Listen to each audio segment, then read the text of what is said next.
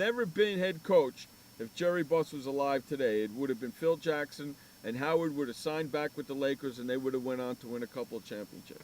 But because Jim Buss, the son, is a schmuck and a moron and too headstrong, and doesn't want to let the person who should run the team, this is what you get.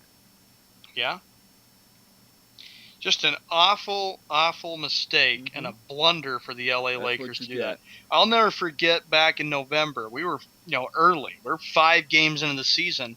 When I couldn't sleep, though, and I woke up in the middle of the night, and then I saw alert, we're breaking headline. D'Antoni to coach the LA Lakers. They signed him to a 4-year deal. And I just thought, I said, what is the matter with Lakers ownership? I just thought that was the most horrible move ever, because Jackson had everything in place. He was ready to come back to LA, and he was ready to run his triangle offense. But apparently that didn't happen. Everything fell through. And, of course, never know. You could still see Jackson coach. And I know, Jeff, if Mike Woodson were able to get let go by the Knicks, darn well know that the Knicks would make a push and make a move to get Jackson in as coach of the Knicks. They got to get Jackson. He would love it. Even Phil Jackson knows, even before he became the Lakers coach back when Shaq and Kobe were, before their feud happened, the Knicks were actually looking at Phil Jackson because Jackson had been a player of the What Knicks, have they done and it was his dream job, possibly. Not a damn thing. What have they done in the offseason? Not anything worth the hill of freaking beans. Then you bring in Mike Woodson, who just doesn't have. Sure, he took them against Indiana back in May, but it took them 6 games for Indiana to beat them. But I just thought, Woodson's not the guy that can lead the Knicks to the top. I said, maybe you could see in a few years, Jackson calls the Knicks and says, hey, Knicks, I want to coach your team. Let's make a deal. Or the Knicks could reach out to him. Well, see, the problem is I don't think he wants to coach no more. I think he wants to be in the front office and make decisions. Yeah. I always had an indication, though, that he was going to be coach of the Knicks because of his experience there, and of course he was a player for the Knicks, played on a couple championship teams with Walt Frazier and Willis Reed and Dave DeBusschere and Bill Bradley. No, but that's the problem. He doesn't want to coach. Yeah, listen, as a player, my mother couldn't stand him. My mother hated him, man, because he had such long freaking arms. With the jerseys they wore back then, and he had hairy armpits, and he fucking huge, long arms.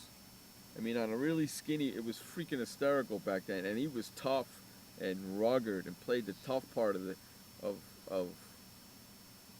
the defense, like kind of what Ron Artest is what he did back then.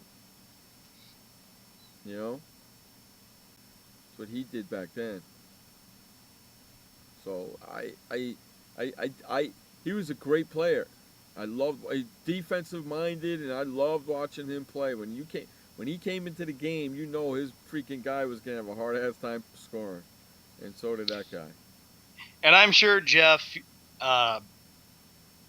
when the Knicks made the move to get Pat Riley as coach of the Knicks, I bet you were thrilled with that. And then, of course, he made the move to go from New York to Miami, which, of course, angered Knicks fans to this day. A lot of Knicks fans hated it because it was like he betrayed the Knicks. And then he goes to Miami and he turns that team around, and Knicks fans would call him all kinds of anti-stuff, like Pat the Rat or something like that. Or they called him the Snake of New York. They just hated Pat Riley when he left. And, of course, that Knicks-Heat rivalry, I still remember it like yesterday, how physical it was in the late 90s.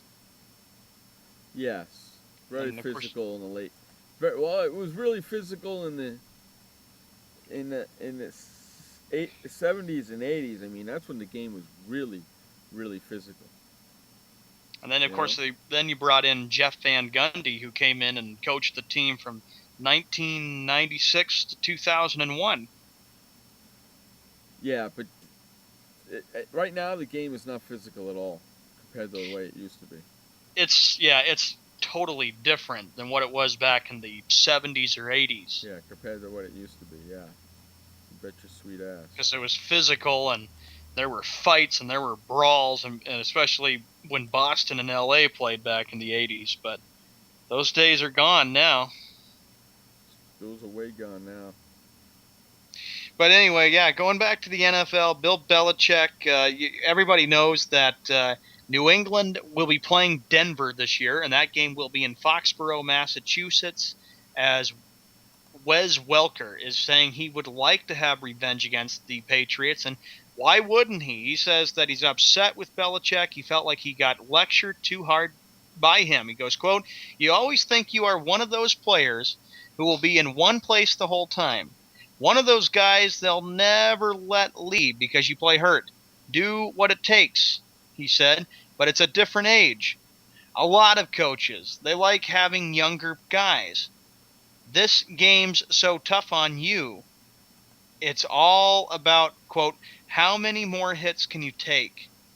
So they buy low, sell high. It's a numbers game." It's a numbers game. That's what it is, man. It always has been a numbers game.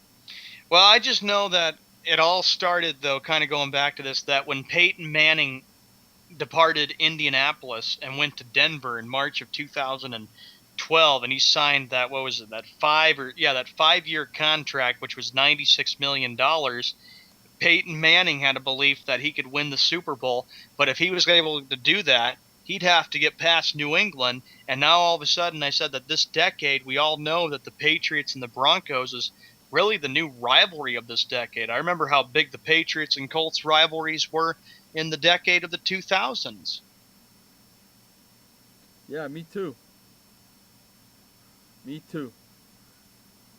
You're a little bit younger than I am, but yeah, I do too. It should be a great NFL season. I'm looking forward to it. It should be great. We're only, 5 weeks away from the first game on the Thursday night, and that's when Baltimore is at Denver.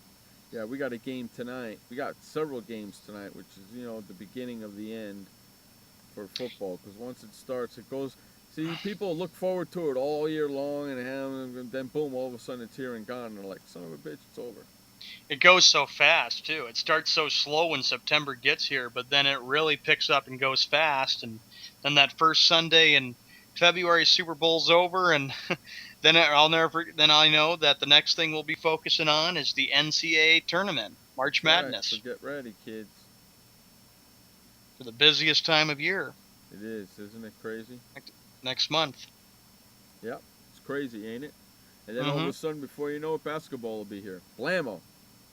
And hockey will be here, but Bettman screwed it up with the whole format of hockey. Yeah, we'll see how that freaking goes over good.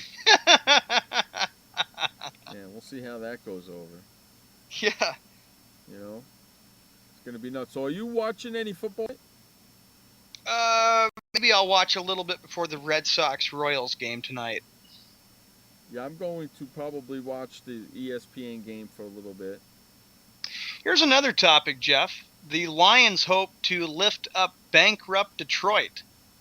Lions receiver Nate Burleson told USA Today Sports on Wednesday that he and his teammates feel a responsibility to lift the spirits of Detroit, which last month became the largest U.S. city to file for bankruptcy. And? Point is, Detroit has had, it seems like the whole state of Michigan and all of Detroit has had so much they've had to deal with. The bankruptcy and, of course, the automobile thing and all the unemployment down in Michigan. They've had some really tough times. And I have to be honest, I wouldn't want to live in Detroit, though. Or in Michigan. I'm sitting here reading this article while I'm listening to you. And you know what the headline of the article says? Yeah. It said, Slate joins the growing list of publications no longer using the Redskins name. Oh, send that to Pink Sheep Boy. Okay. They want Daniel Snyder to change the name of the team. And I don't blame him, and he's not going to. People want them to be called Washington Professional Football Organization. What, are you freaking kidding me? So when writers, hey, let me read this. The name of the Washington Professional Football Organization, that would be, in quotations, the Redskins, for those of you coming to the story late, continues to provoke eerie amongst those who believe it is disrespectful, outdated, and or classless. But since it's clear that the team owner, Daniel Snyder, has no intention of changing the team name, opponents of Burgundy and Gold Squad have decided to use other ways of protesting the team's name. Several publications have stopped using the name, in quotations again, Redskins, altogether in their coverage of the team. Add Slate to that number as the website announced it will no longer use the name in the article entitled, in quotations, The Washington Blanks. The article is lengthy, but well worth a read. Writer David Poltz threads theoretical needle knowledge both the team's history as well as the outdated nature of the name. Opponents of the name change should take the time to actually read the article before mounting a hell to the Redskins counterattack. Okay? This is ridiculous. The Redskins name was not originally a racist designation, but instead honored and connoted bravery. But time passes, he continues, the world changes, and all of a sudden a well-intentioned symbol is an embarrassment. Here's a quick thought experiment. Would any team naming itself today choose Redskins or adopt the team's Indian head logo? Of course it wouldn't. Right? Mm-hmm. Poltz doesn't scream about some elitist, white privilege, farcical, racist agenda. His approach is more subtle. The Redskins name, he argues, is an embarrassment. So while the name Redskins is only a bit offensive, it's extremely tacky and dated, like an old aunt who still talks about colored people or limps her wrist to suggest someone's gay. Gosh. And the article continues to go on and go on and go on. You don't need to change the freaking name. It's been the Redskins ever since they came into the league. It's not a derogatory, as far as I'm concerned, it's not a derogatory thing. There's nothing to, it's not a derogatory thing at all. That's just the name of their team. Move the fuck on. Yeah, before we have to go, because we are already a minute really late. quick. That's okay. We'll talk more about this tomorrow, because I tell you, I have some views about this too, that I think it's just pathetic, because they've always been the Redskins. I think because since their existence, going back to like the 30s or 20s, they've been out for a long time, and it's always been Washington Redskins. Yeah. And what I'm going to do is I'm going to read those articles and make sure I know what I'm talking about tomorrow. We will talk about it tomorrow. I'm glad we are, because I'm really kind of just fed up with that. With that being said, we got to get the flock out of here. I want to thank everybody for hanging out with us today here at Sports World Radio. We really appreciate it.